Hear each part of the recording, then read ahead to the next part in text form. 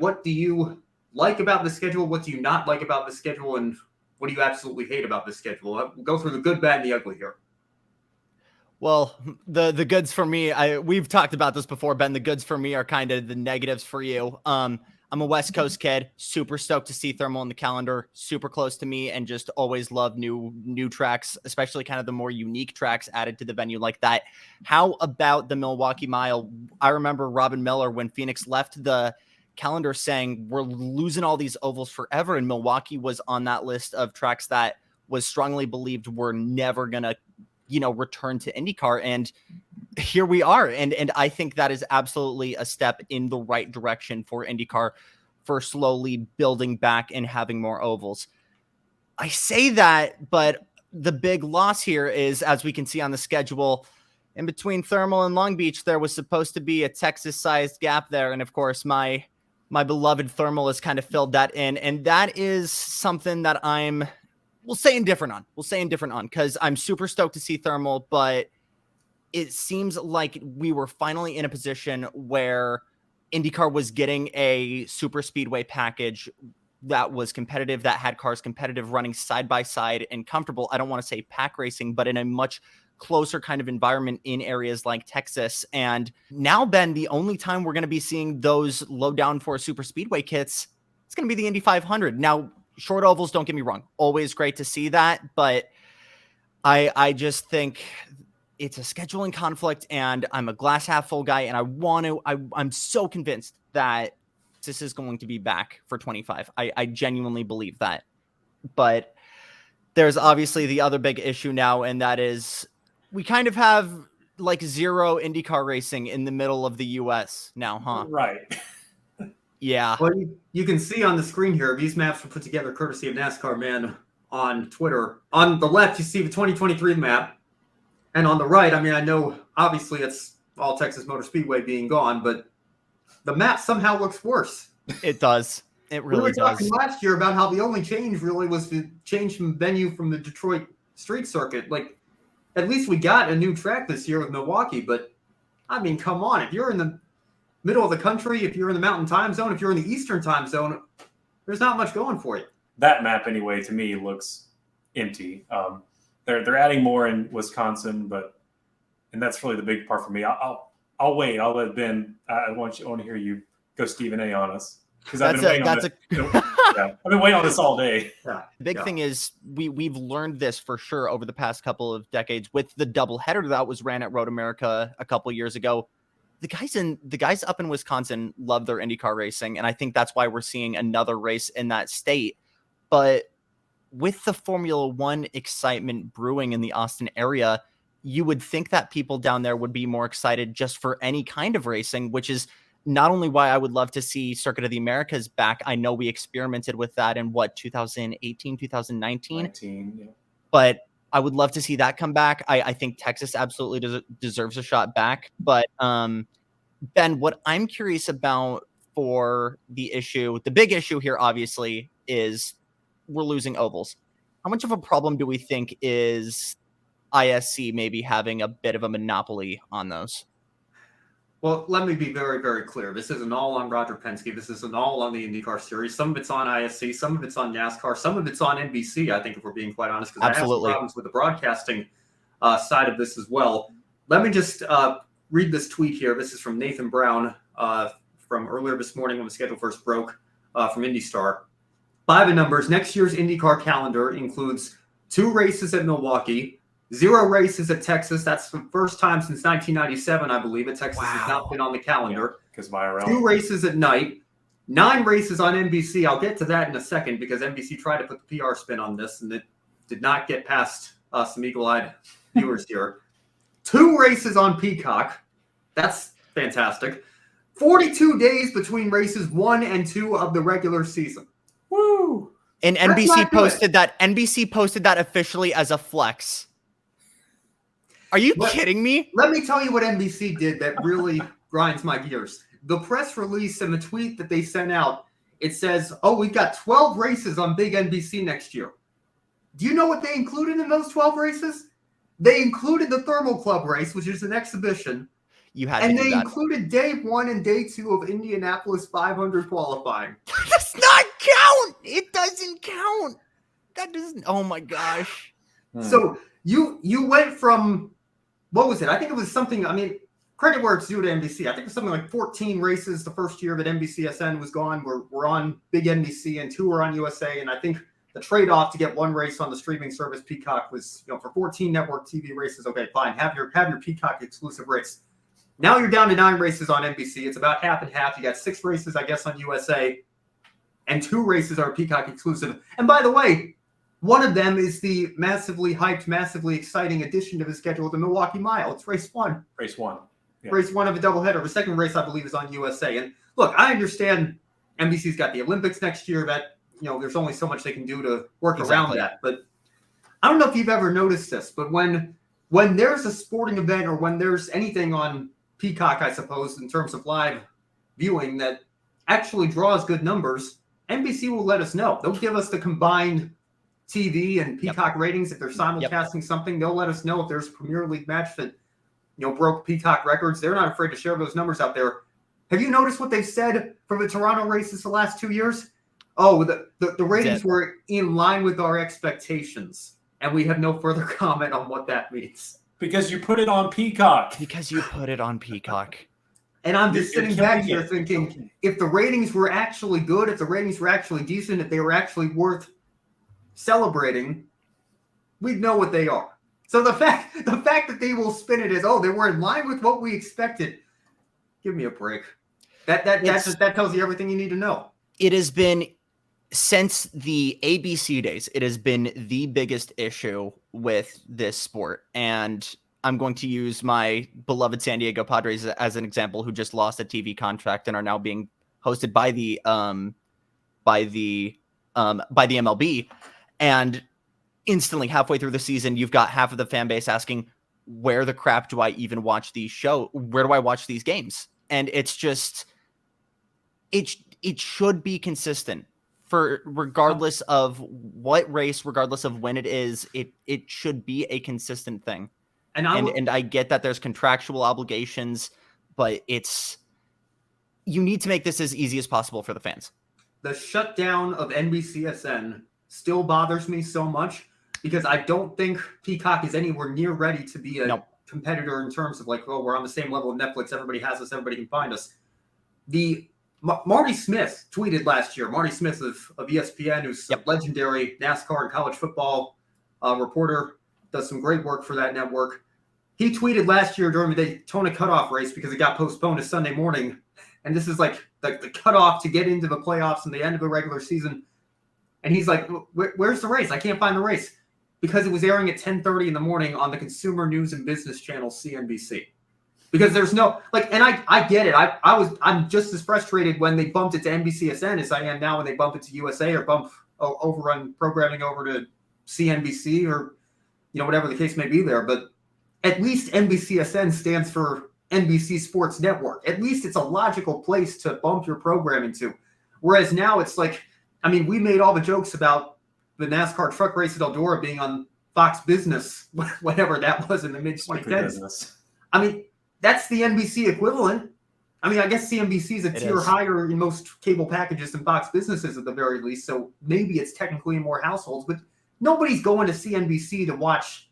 And let's talk about Supercross and Monster Jam as well, because a lot of their programming's been shifted over there. I just think it does these series such a disservice to be in these contracts with this network and not that means now the only network, because even CBS, I know CBS Sports Network is nowhere near the level of ESPN or even FS1, but at least it exists. At least it gives CBS something that makes sense to push some, I guess more niche sporting events and programming over to. But you don't have that now if you're NBC. I just think that does such a disservice to not just the fans, but to the series that you're broadcasting and have these contracts with, because where does your overrun programming go to? It goes to a network where you wouldn't expect to find sports. Yeah. And Ben, I want to give NBC benefit of the doubt here, because for this to all execute flawlessly in a perfect world where we had all of these on NBC, you would need to have so many working parts going perfectly at the exact same time. And I want to say this because NBC up until the past couple of years have been doing this so fantastically, I feel like. But I think the bare minimum for me is you should have some kind of cable or broadcast channel for every single race. You should not have to resort to a online streaming platform. I think that's the big killer for me. Yeah, I'm also in the benefit of the doubt for this whole schedule for NBC, for Roger Penske, just for this year with Paris Olympics going on for one thing.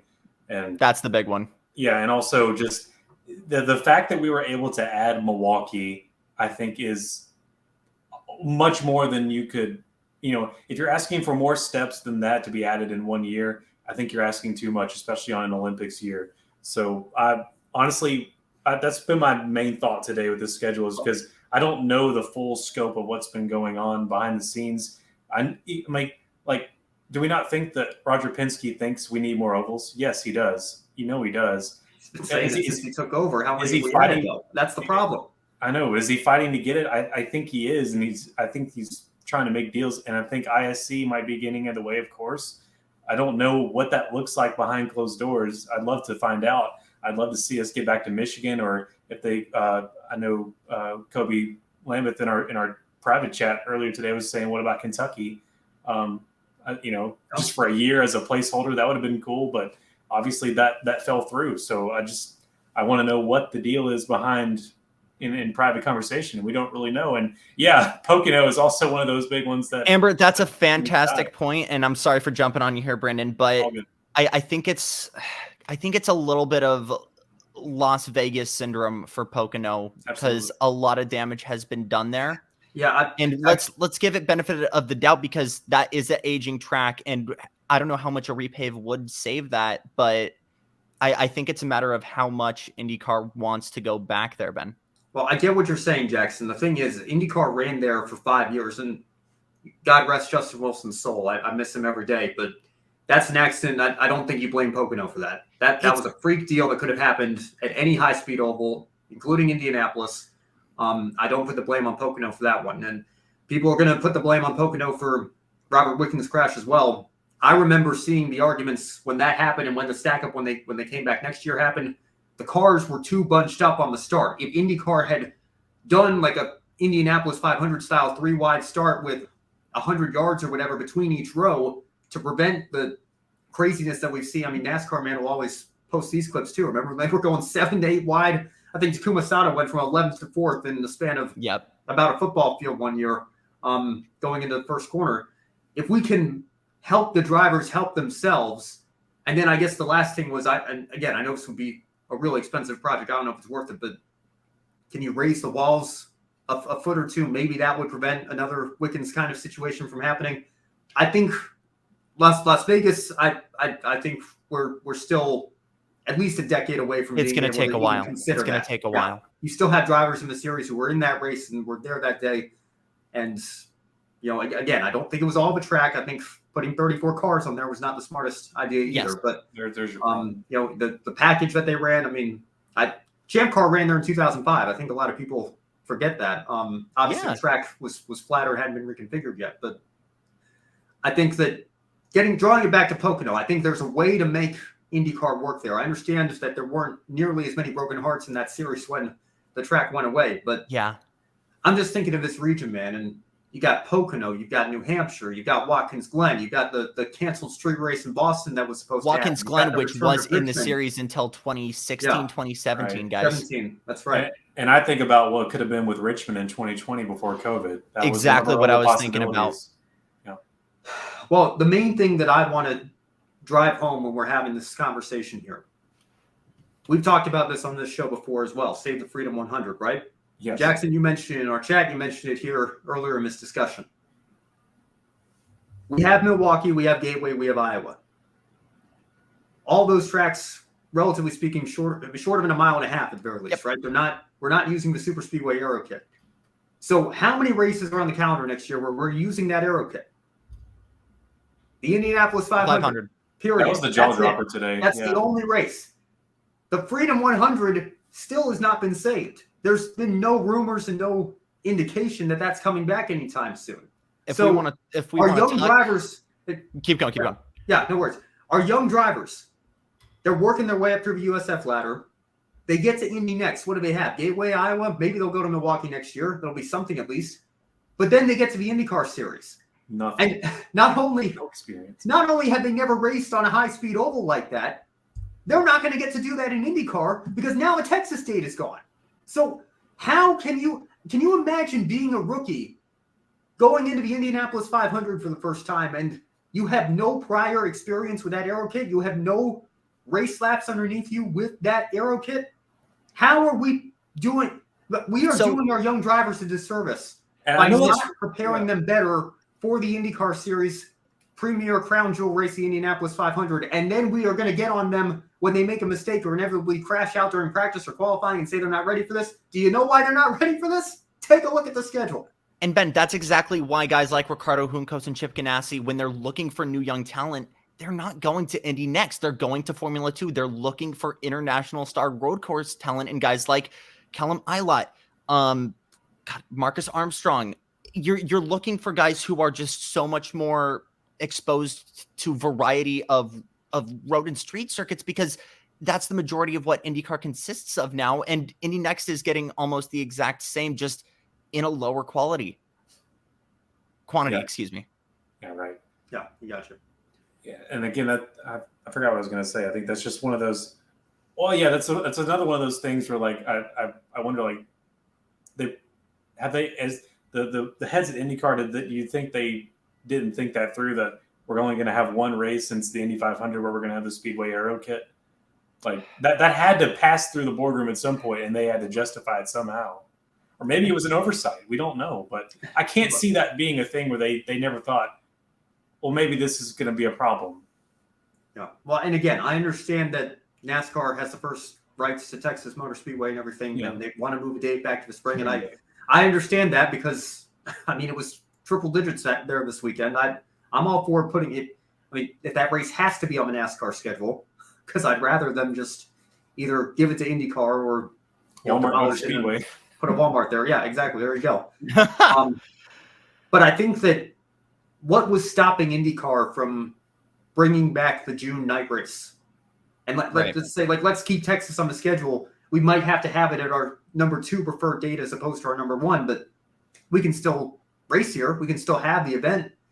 I mean, that's what bothers me is that I understand it's a NASCAR conversation too, but here's what I'm realizing right now, Ben. This can't be sustainable. You can't have this be the permanent thing moving forward where we only have one high-speed oval and it's the Indianapolis 500. How else are drivers going to get ready for it? And I think everyone is aware of that, and I think even Roger Penske is realizing this is the only year we're going to make this happen. I'm hoping and I'm praying, but I'm realizing one major thing here, and that is if we're this level of concerned with things overlapping and us not being able to have things on cable TV during the Tokyo Olympics, why not push it to Peacock? And I know that's also a matter of staffing issues. I know Lee is a regular for track and field when it comes to summer, and a lot of those production and camera staff end up going there for other purposes. But how much work would it be to have a Peacock broadcasted event during Paris? Well, again, I mean, I know NBC is probably going to send everybody over there I mean, Dale Jr.'s over there doing stuff, right? Yeah. I mean, everybody involved with NBC is probably going to, whether they're on site in Paris or, doing stuff remotely to promote it. I mean, I understand NBC is in a bind every 4 years, but, the reality is this series will still continue to go on, and, you've got to find a way around that. Yep. Here's one thing I really did want to bring up, because we were given a lot of teases and talks of a international race in Argentina, or rumored to be in Argentina, and we didn't see anything about that today. Yeah. That's right. I don't know. Well, like I said on Grid Tonight, I think, and I'll bring the map back up here again, I think we need to even out this map a little bit more before we start talking about a race. Let's fill our bases here first before going overseas. Yeah. And Ben, I really feel you about the East Coast deal, and also for all the folks in the mountain time zone basically all being wiped out. I completely get that. I see this also from a different marketing perspective, and I'm no expert, never am, but I think maybe IndyCar, in their mind, they think a little bit differently than NASCAR did in the boom period, where they think, oh, we've got to hit every market of the U.S.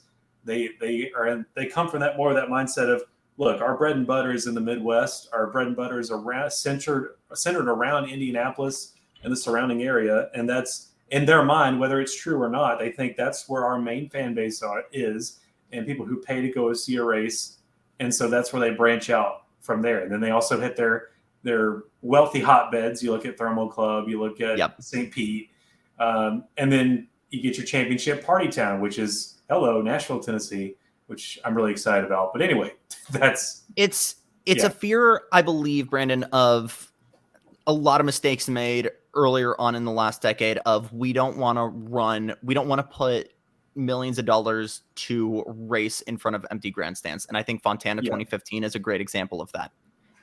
So I think it's really kind of treading waters carefully and making sure that these are events that the series are going to be able to make a profit off of before, doing that NASCAR route of covering all of the bases.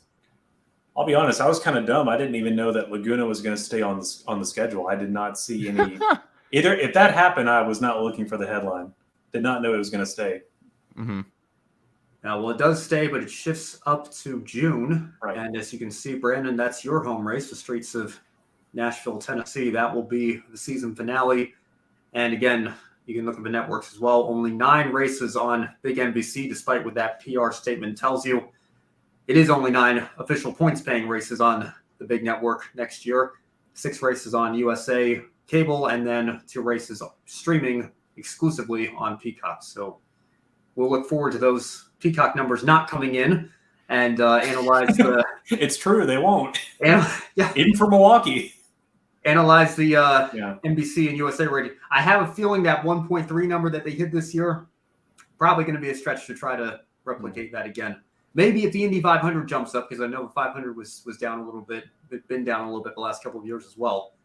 So maybe that'll provide a boost, but we'll just have to wait and see there. You know what? This schedule is a divisive topic, and I love it. It's great for this show, but I'm just thankful the schedule is out, and we get to enjoy another year of IndyCar. They're doing better than NASCAR in that department, right? And it's the NASCAR schedule. And speaking of which, when the NASCAR schedule comes, we'll have another open segment like this, and I'm sure we'll be throwing fists at each other. So do tune in. Yes, I'll be here with popcorn. Yeah, I have to say that the single biggest issue that I have with this schedule is that there's no doubleheader at Nazareth Speedway. I'm very, very disappointed. I thought for sure we were finally going to get that this year, but for sure we will have to wait. Don't you know? We'll start a change.org petition for that for you, Ben. I think there already is one. I think there is a Save Nazareth Speedway group. It's not nearly as big as the North Wilkesboro one, obviously, but hey, Wilkesboro's back.